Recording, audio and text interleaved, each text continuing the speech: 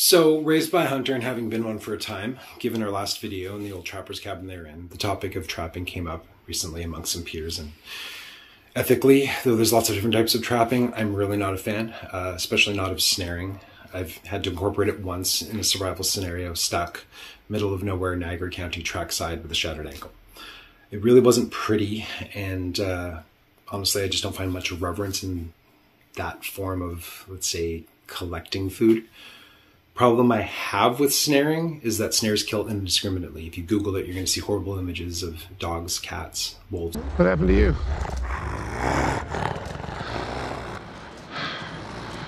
You stepped on a snare, didn't you? Coyotes. And snares just honestly leave their desired prey in a state of panic, torture, and trauma. That being said, say given an urban survival scenario, and any domesticated animal becomes an MRE. So, all ethics aside, much like Joy Only's Wing Chun, continued existence is about the conserving of energy and the economy of movement. So things like snares or salt licks attracting deer rather than having to move through the bush become essential.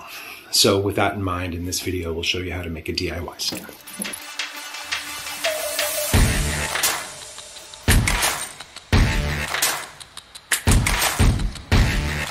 So obviously your main component is going to be a line of some sort, be it monofilament or bank line. I prefer an 18 gauge galvanized steel. Galvanization helps in the sense that it's rust proof and it stops corrosion. It's also pliable enough at 18 gauge that you can work with it fairly well, and it's also still just, stiff enough to maintain your prey once caught.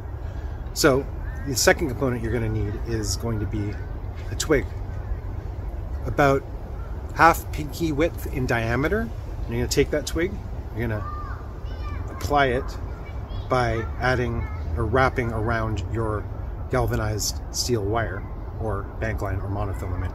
And you're going to wrap it, take about 3 to 4 inches, and you're going to wrap it 3 to 4 times around your twig. And you're going to leave the pointy end inwards like this. We'll explain that in a moment. So now what you've done is you've created a coil. Pull your stick out, break it in half, slide it out, whatever you need to do. Take the rest of your line and you're going to feed it from left to right through the coil with that end sticking down, which will inevitably be pointing into your loop end. And what this does, what this adds is it's what they call a fur tag. Helps to maintain your animal inside of your snare once it passes through. It's a little long. We'll turn it in another. And this loop is probably more sized for a squirrel,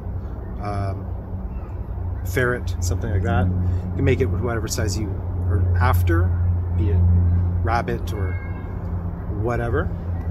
The second thing you're going to need is a stake to drive into the ground, or you can find yourself a bit of like a smaller tree base. You're going to take your running end and you're going to wrap it around 2 or 3 times, or in this case we're working with a bit of a shorter line.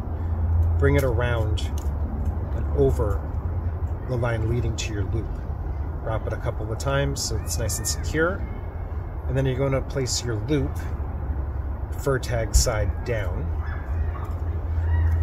roughly 3 inches or 3 finger width above the ground.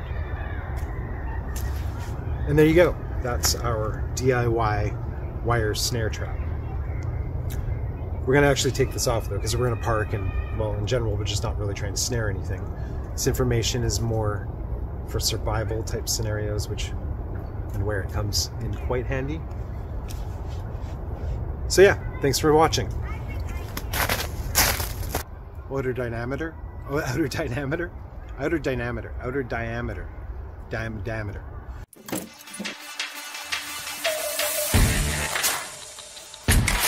Next time you see one of these, you go the other way. Is this yours? Yeah, it is. No more snares on wolves, guys.